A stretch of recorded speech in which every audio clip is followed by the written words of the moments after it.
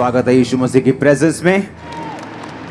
पहला शमूएल 30 उसकी 6 आयत को मैं पढ़ूंगा स्क्रीन के ऊपर। नीति वचन 26 उसकी 27 आयत को आप नोट करेंगे। प्रेरितों के काम 12 उसकी 1 से लेके 8 आयत तक, इसको भी स्क्रीन के ऊपर हम पढ़ेंगे।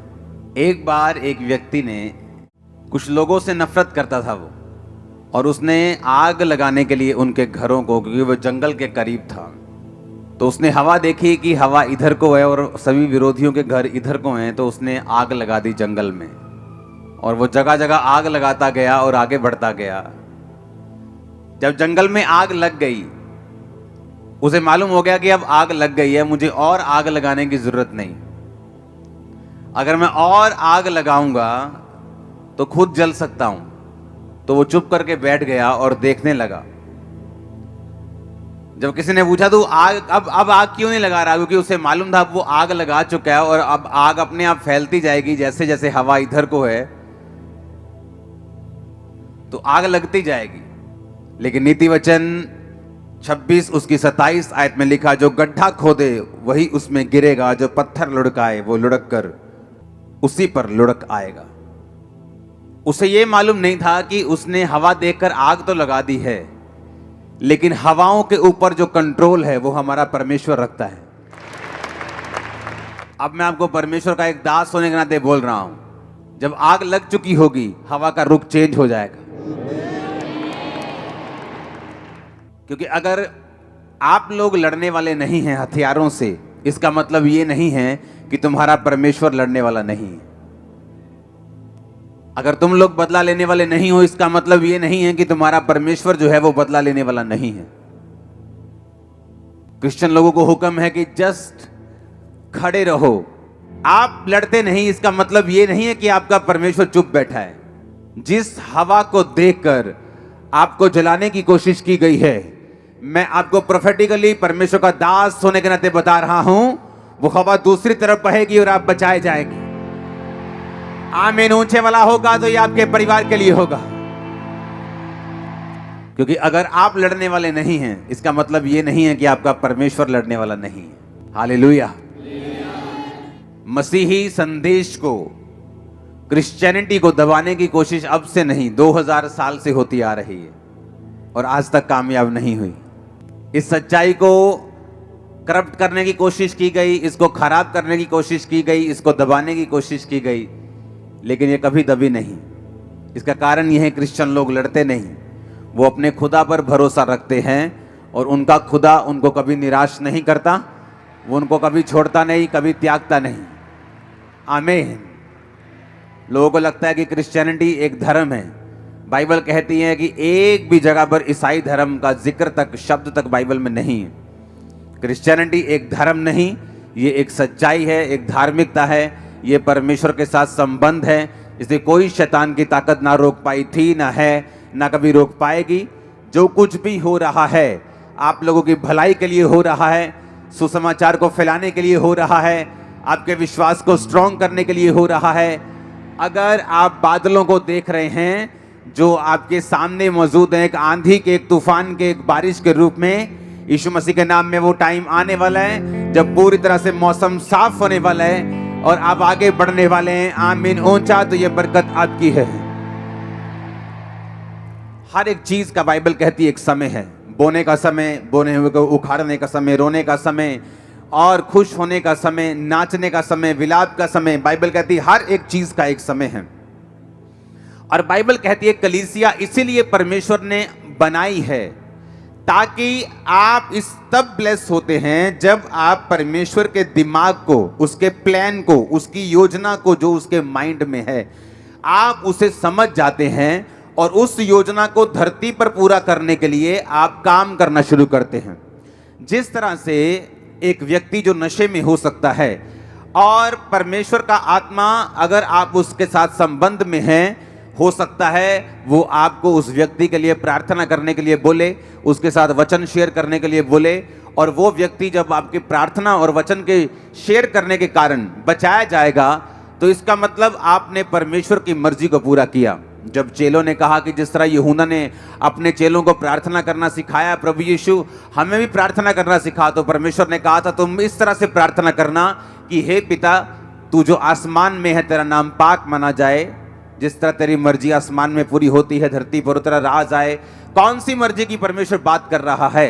वो मर्जी जो परमेश्वर के दिमाग में है, और किस तरह से वो धरती पर पूरी होगी। बाइबल कहती है, परमेश्वर के आत्मिक नियमों की किताब में से ये नियम है कि परमेश्वर धरती के ऊपर कोई भी काम जो है वो अपने आप नहीं करता। बाइबल कहती है वो कर सकता है, लेकिन आप लोगों को सहभागिता में बनाने का उसका कारण ये था कि आप लोग परमेश्वर के द्वारा ठहराए हुए कामों को करेंगे, और इसी के जरिए ये एक लैडर बन जाएगी, एक कांटेक्ट बन जाएगा कि पीछे लाइट है, आगे बल्ब भी लगा हुआ है, लेकिन जब कनेक्शन ही नहीं है लाइट से बल्ब की ओर, वो इलेक्ट्रिसिटी फ्लो नहीं कर रही, तो लाखों रुपए का बल्ब और पीछे हजारों वोल्ट की रोशनी किसी काम की नहीं। उसी तरह परमेश्वर जो हजारों लाखों करोड़ों और बेहिसाब वोल्ट की जो पावर है, और आप एक बल्ब के समान, रोशनी के समान बाइबल कहती है बुलाए गए हैं, लेकिन जब कनेक्शन आप में और परमेश्वर में नहीं है, आप रोशनी नहीं दे सकते, लोगों को रास्ता नहीं दिखा सकते, परमेश्वर के द्वारा बनाए गए मकसद को भी आप पूरा नहीं कर सकते। बाइबल कहती है जब परमेश्वर आपको बुलाता है तो उसका एक मकसद है आपकी लाइफ के लिए। अब आपको उस मकसद को समझना है जो परमेश्वर के दिल में है आप लोगों के लिए, और जैसे ही आप उस मकसद को समझ के काम करना शुरू कर देंगे, वो इलेक्ट्रिसिटी का फ्लो होगा, आप चमकने लगेंगे, आपकी पर्सनल लाइफ भी ब्लेस होने लगेगी। इसी तरह से मैं ब्लेस हुआ हूं, जिस तरह से आप ब्लेस होने वाले हैं। आमीन ऊंचा तो ये आपके परिवारों तक जा रहा है इसका असर। तो अब मुझे ये बात समझ में आ गई कि मैं इसलिए ब्लेस होता हूं कि सिर्फ इसलिए नहीं कि मुझे एक जीवित कलीसिया में जाकर आमीन आमीन बोलना है, मुझे मास प्रेयर रिसीव करनी है और मैं ब्लेस हो जाऊंगा। इसके लिए परमेश्वर ने आपको नहीं बुलाया। वो मास प्रेयर आपके छुटकारे के लिए है, वो आपको आगे बढ़ाने के लिए है, वो आपको परमेश्वर का असली मकसद दिखाने के लिए है। जब बाइबल कहती है, जब हम शमूएल की पुस्तक पहला शमूएल उसका 30 उसकी 6 आयत को पढ़ते हैं तो लिखा, और दाऊद बड़े संकट में पड़ा क्योंकि लोग अपने बेटे बेटियों के कारण बहुत शोकित होकर उस पर पथराव करने की चर्चा कर रहे थे, परंतु दाऊद ने अपने परमेश्वर यहोवा को याद करके हियाव बांधा। अब यहां पे लिखा कि दाऊद बड़े संकट में पड़ा। रीजन क्या था? कारण यह था कि दाऊद के सारे लोग बंदी बना लिए गए थे, और दाऊद के सारे लोगों को उसके दुश्मनों ने बंदी बनाकर वो ले गए, और दाऊद के अपने लोग उसे पत्थरवा करने की चर्चा करने लगे। अब दाऊद यहां पर बाइबल कहती है कि परमेश्वर यहोवा को याद करके उसने हौसला बांधा, उसने हियाव बांधा। परमेश्वर यहोवा को कैसे याद किया? नाम लिया उसका। बाइबल कहती खुदा अपने वचन में रहता है। उसने वचनों को याद किया कि चाहे मैं घोर अंधकार के तराई के बीच में से होकर चलूं, मृत्यु की वादियों में से होकर चलूं, पानी में से होकर चलूं, तो मुझे वो डुबो ना पाएगा, मौत की वादी मुझे मार ना पाएगी, आग मुझे जला ना पाएगी।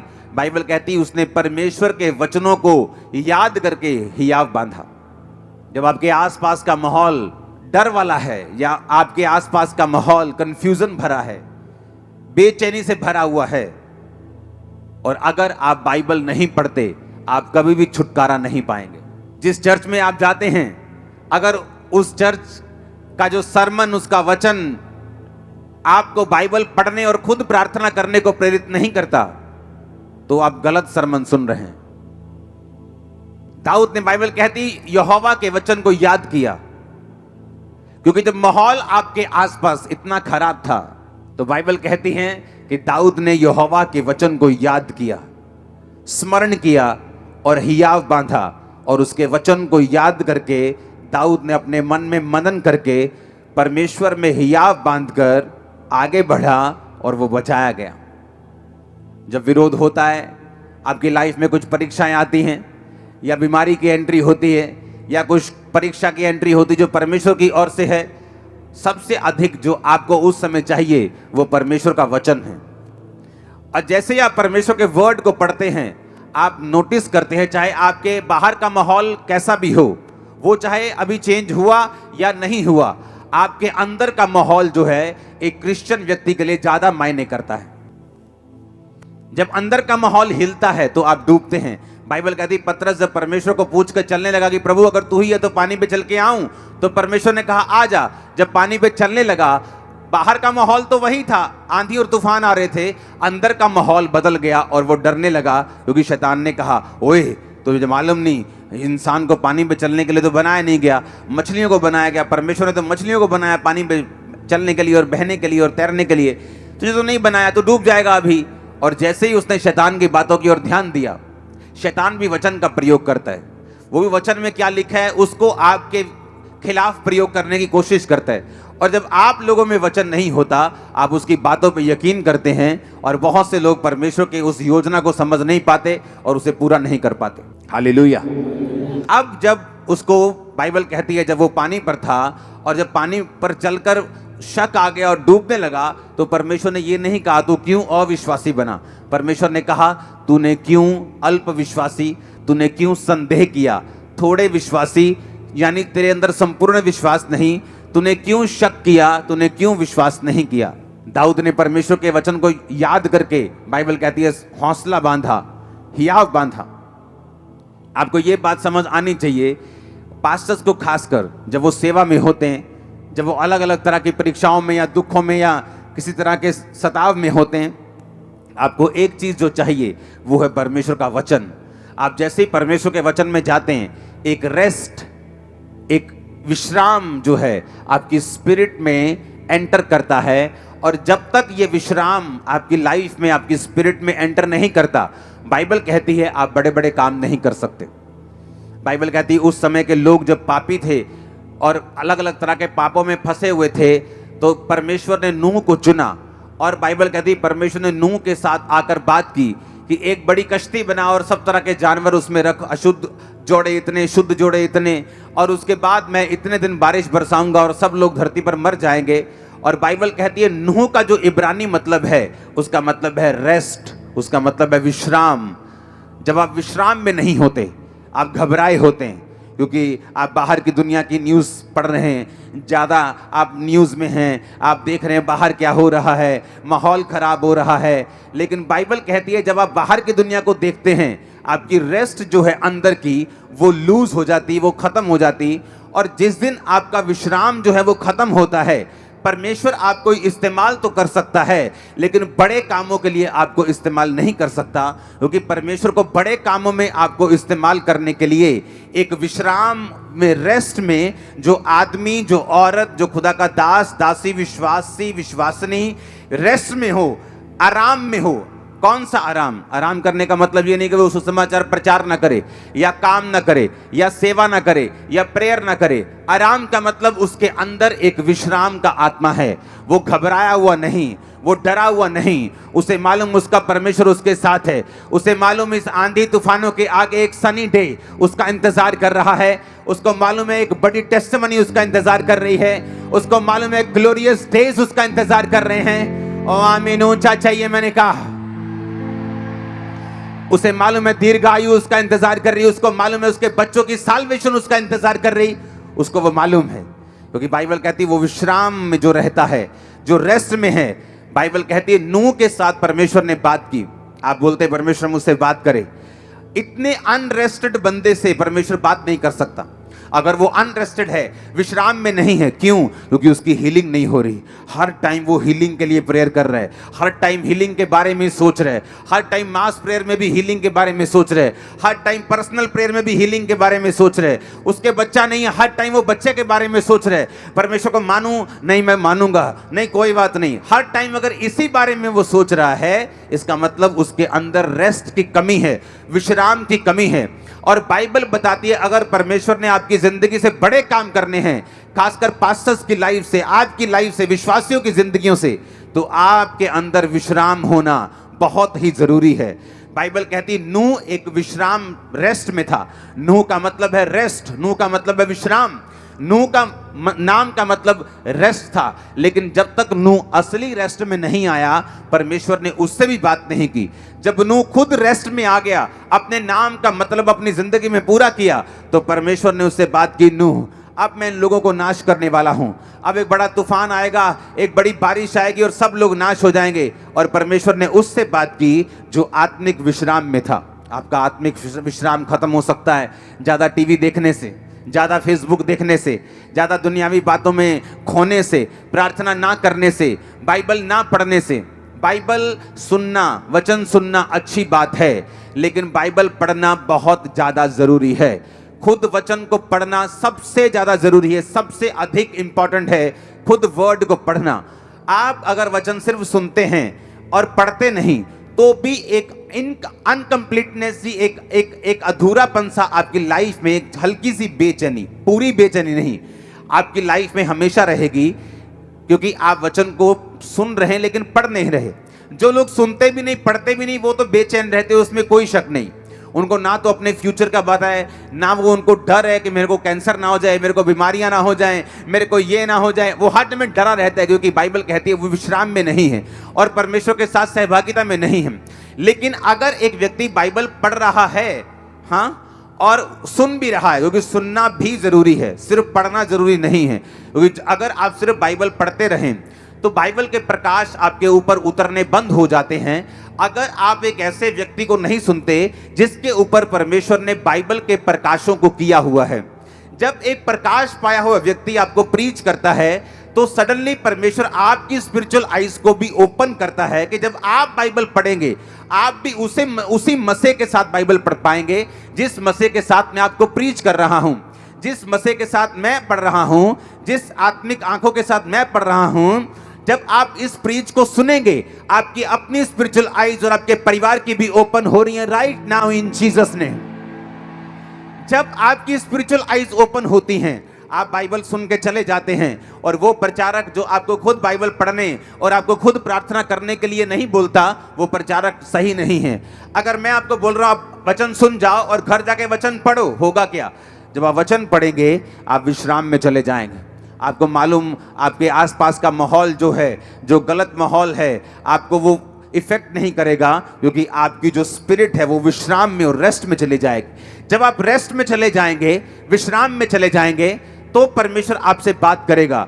आपके उस बच्चे के लिए जो नशा करता है, आपके बिजनेस के लिए जो आप आगे लेके जाना चाहते हैं, आपके कैरियर में आपके किधर जाना चाहते हैं, आपकी सेवकाई के लिए कि परमेश्वर आपको गाइड करेगा वो कैसे बढ़ेगी, हर एक चीज के लिए परमेश्वर का आत्मा आपकी अगुवाई करना शुरू कर देगा जब आप रेस्ट में चले जाएंगे। अगर आप रेस्ट में नहीं हैं तो आप परमेश्वर की बात नहीं सुन पाएंगे, आप स्वर्ग नहीं मिस करेंगे। क्योंकि अगर आपने यीशु मसीह को ग्रहण कर लिया, बपतिस्मा ले लिया, तो आप स्वर्ग मिस नहीं करते।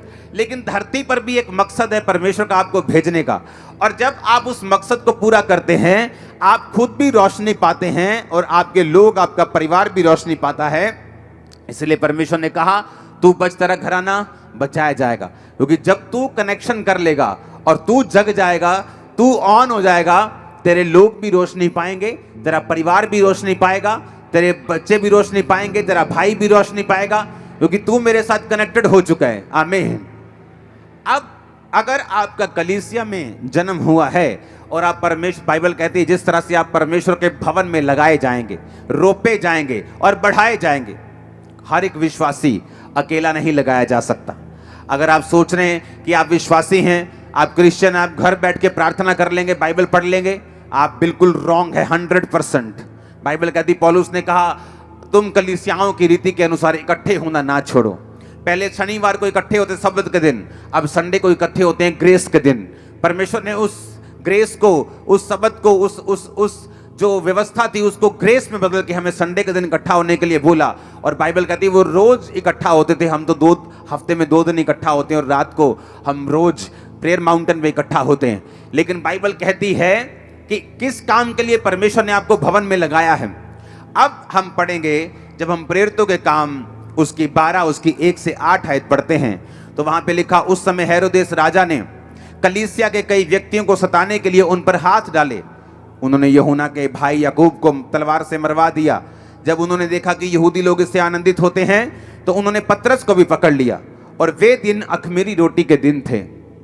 उसने उसे पकड़कर बंदी गृह में डाला और 4-4 सिपाहियों के 4 पहरों में रखा, और इस विचार से कि फसह के बाद उसे लोगों के सामने लाएं। बंदी गृह में पतरस बंद था, परंतु कलीसिया उसके लिए लॉ लगाकर परमेश्वर से प्रार्थना कर रही थी।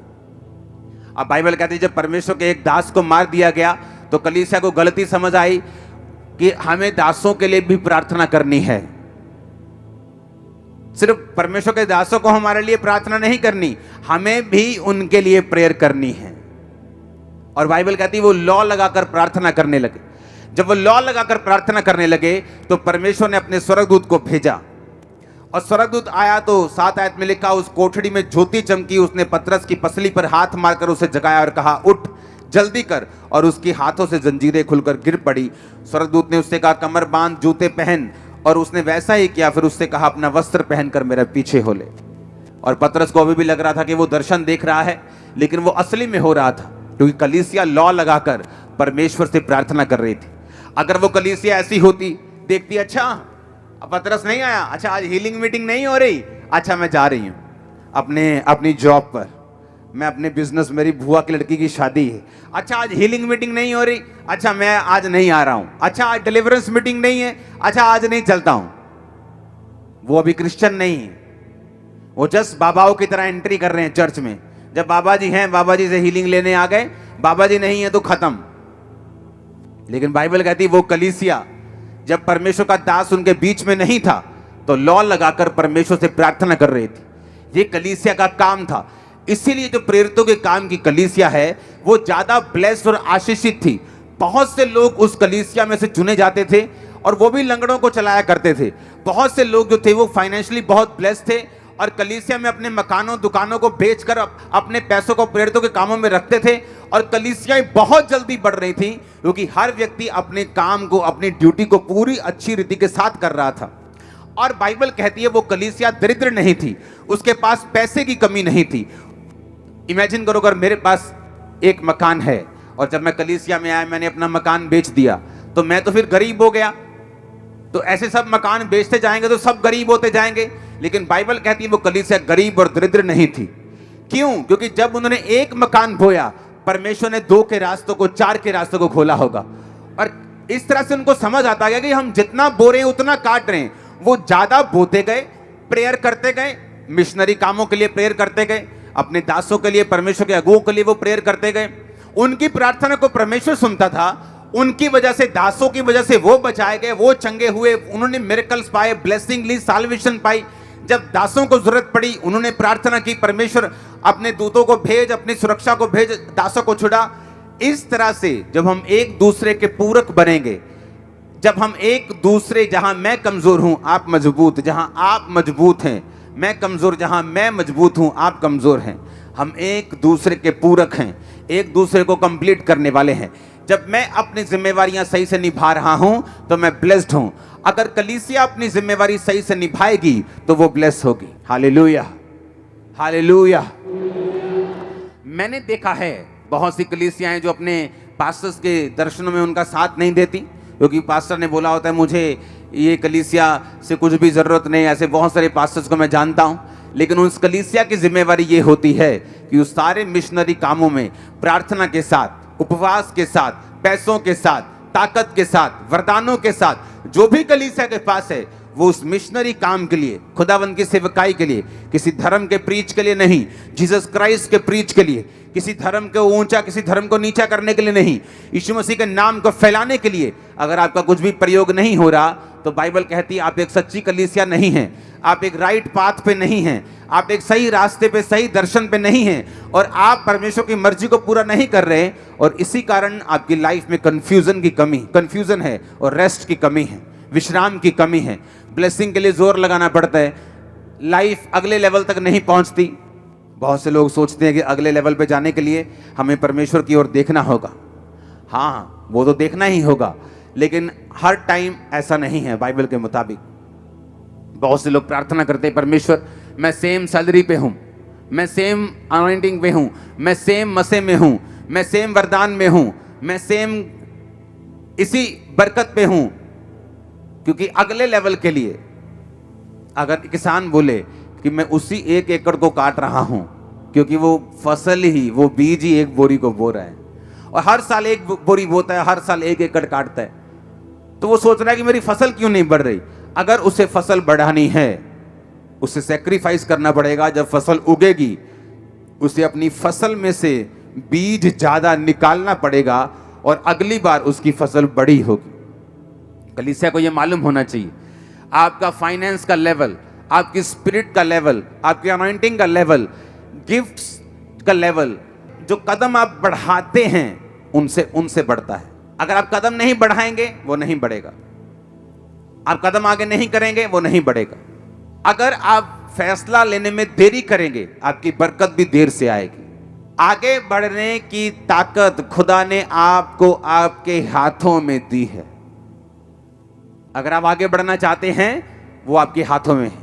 अनॉइंटिंग में बढ़ना चाहते हैं वो आपके हाथों में है। हालेलुया। वो परमेश्वर के हाथों में नहीं, वो आपके ज्यादातर आपके हाथों में है, क्योंकि परमेश्वर ने जब आपको बुलाया, आपको बचाया, आपको सेव किया, आपको लहू से धोया, पापों को माफ किया, चंगा किया, अब उसने बाइबल को, आपके वचन को आपके हाथों में दिया है। आप जब इस स्ट्रक्चर को पूरा करेंगे, इसके अनुसार अपनी लाइफ को बिताएंगे, आप अपनी लाइफ में ब्लेस होते जाएंगे। हालेलुया। अपने पड़ोसी को बोलो, वचन को याद कर। अपने पड़ोसी को बोलो, वचन को याद करके ही याद बांध।